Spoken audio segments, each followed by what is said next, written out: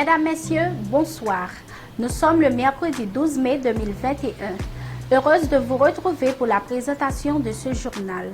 Nous débutons avec les grands titres. Le bilan d'une opération préventive présentée par la Police nationale d'Haïti PNH.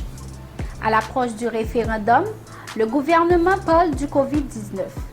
La République dominicaine construit une clôture à la frontière.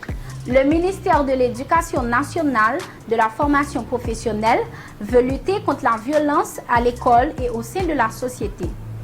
L'inauguration d'un réservoir d'eau de 500 mètres cubes.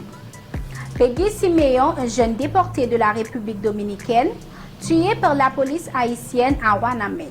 Les Haïtiens en situation irrégulière au Chili ont 180 jours pour se conformer, sinon ils seront tous déportés. Page culturelle. Natacha Lafontaine, Chachou, invitée à prendre part à l'anniversaire de Tite Joseni.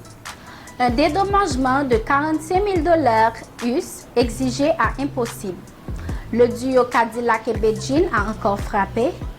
Finaliste du prestigieux concours de l'ISC 2020, Bello sort deuxième dans sa catégorie. Jean d'Amérique, finaliste du prix de la librairie théâtrale 2021. Bienvenue, mesdames et messieurs, au développement des grands titres de ce journal. La Police nationale d'Haïti PNH a présenté le bilan d'une opération préventive réalisée le dimanche 9 mai 2021. Dans ce rapport, la PNH n'a précisé avoir fait aucune arrestation de cette opération menée par des policiers administratifs et des agents de CBIM.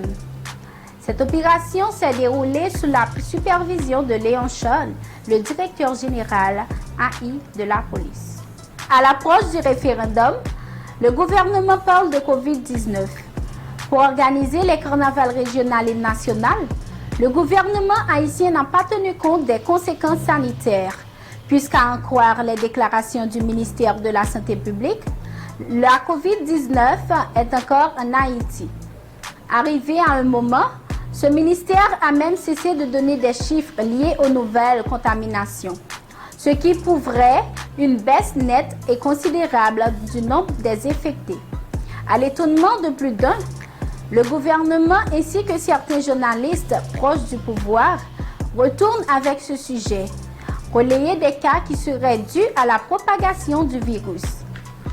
La République dominicaine construit une clôture à la frontière.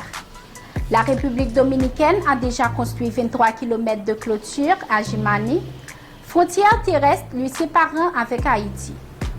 C'est ce qu'a rapporté le quotidien dominicain Diaro Libre ce 10 mai. Cette mesure rentre dans le cadre du combat de l'administration en place contre le contrebande et l'immigration massive des Haïtiens en direction de la partie est de l'île. Le ministère de la formation professionnelle veut lutter contre la violence à l'école et au sein de la société. Le ministère de l'Éducation nationale et de la formation professionnelle se dit profondément alarmé et choqué par une vidéo devenue virale sur les réseaux sociaux où un enfant subit une grave maltraitance de l'un de ses parents au sein même d'un établissement scolaire. Dans un communiqué de presse, hier lundi, le ministère de l'Éducation nationale de la formation professionnelle déplore et condamne les châtiments corporels bannis depuis longtemps dans le système éducatif et interdits par la loi. Inauguration d'un réservoir d'eau de 500 mètres cubes. La Direction nationale d'eau potable et d'assainissement a inauguré ce mardi un réservoir d'eau d'une capacité de 500 mètres cubes dans la commune de Lercaillé. Le directeur général de la DINEPA, Guito Edouard, en a profité pour visiter les travaux de construction de notre réservoir d'eau d'une capacité de 1000 mètres cubes dans la commune de Cabaret. Les Haïtiens en situation irrégulière au Chili ont 180 jours pour se conformer. Sinon, ils seront tous déportés. Les Haïtiens migrés au Chili dont leurs passeports sont périmés ont un délai de 180 jours pour se mettre en règle. Sinon, ils seront rapatriés vers Haïti. C'est ce qu'a rapporté ce 11 mai Robinson Liberus, qu'un jeune vivant au Chili depuis plusieurs années. Cette mesure nouvellement prise par le gouvernement chilien ne concerne pas que les Haïtiens dont leurs permis de voyage sont arrivés à terme. Ceux-là qui n'ont pas de papier judiciaire, certificat de bonne vie et mœurs, en sont aussi concernés, a-t-il ajouté. Peggy Siméon, un jeune déporté de la République dominicaine, tué par la police haïtienne à Ouanamed. Le citoyen Peggy Siméon a trouvé la mort sur son lit d'hôpital après avoir été sévèrement abattu par des agents de la police nationale d'Haïti.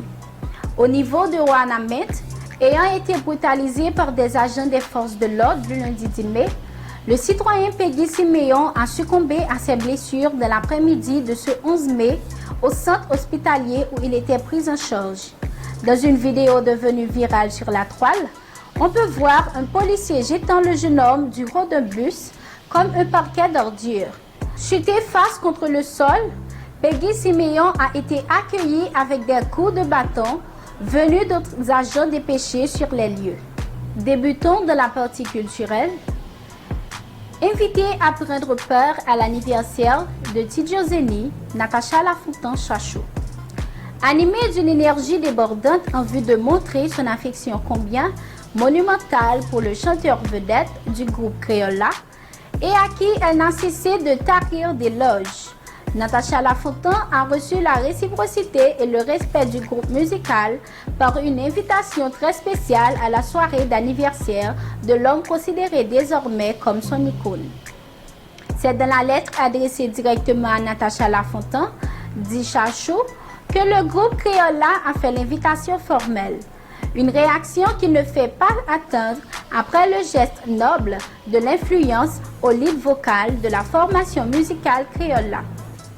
Un dédommagement de 45 000 $ US exigé à impossible. Une forte somme d'argent comme dédommagement lui a été exigée par la production Team Bladaressan. La raison? Le groupe n'a pas honoré son contrat ni n'a pu justifier le fait. La production Team Bladaressan Insami B comptait organiser un spectacle en collaboration avec la bande Amedji. Ce qui n'a pas été réalisé alors que la production avait déjà tout planifié pour la réussite de ce programme. Ainsi, elle exige le groupe indexé de lui verser 45 000 $ américains comme frais de dédommagement pour les torts financiers et moraux. Le duo Cadillac et Bedjin a encore frappé. Ingrat, voilà le nouveau morceau que les deux artistes mettent en rotation. Ça parle d'amour désenchanté, ça fustige et ça sent la colère qui caresse le sexisme contre le mal pour certains et le réalisme haïtien pour d'autres. Au début de la vidéo du tube, on peut voir un Cadillac dans la peau de chauffeur de taxi automobile, ses yeux tombés sur une belle passagère en quête de taxi. Il s'est soudainement empressé de l'inviter à monter à bord du sien. Finaliste du prestigieux concours de l'ISC 2020, Bello sort deuxième de sa catégorie. Véritable chasseur de prix à l'échelle internationale, Bello n'a jamais laissé passer l'occasion de faire la fierté du pays en le représentant valablement dans le secteur musical. Grand lauréat du prix découverte RFI 2006 avec sa chanson La Cour Tranquille, prix SACEM 2010. Rôle Citizen Artist 2014 et récemment en 2020 avec la chanson Eda, Jean-Murat Belloni dit Bello s'était fixé un nouveau défi en allant chercher un nouveau prix avec sa participation au prestigieux concours International Songwriter Competition. En dépit d'un travail en pair, tout ne s'est pas passé comme souhaité.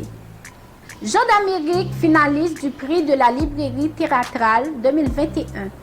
L'écrivain haïtien Jean d'Amérique a été sélectionné parmi les finalistes du prix de la librairie théâtrale 2021, a annoncé le concerné lui-même sur sa page Facebook. Cathédrale des cochons, un long poème assorteur de drame, voilà le texte grâce auquel l'auteur de Petite fleur du ghetto, son premier recueil de poèmes, trouve cette sélection. C'est ici que nous mettons fin à ce journal. Nous vous rappelons, mesdames, messieurs, certains points qui ont été développés. La République dominicaine construit une clôture à la frontière. L'inauguration de réservoirs d'eau de 500 mètres cubes. Peggy Siméon, un jeune déporté de la République dominicaine, tué par la police haïtienne à Wanamé. Natacha Lafontange, dit Chachou, invitée à prendre part à l'anniversaire de Tidjoseni. Un dédommagement de 45 000 US exigé à impossible. Merci d'avoir été des nôtres, mesdames, messieurs. Passez d'excellentes soirées et à bientôt.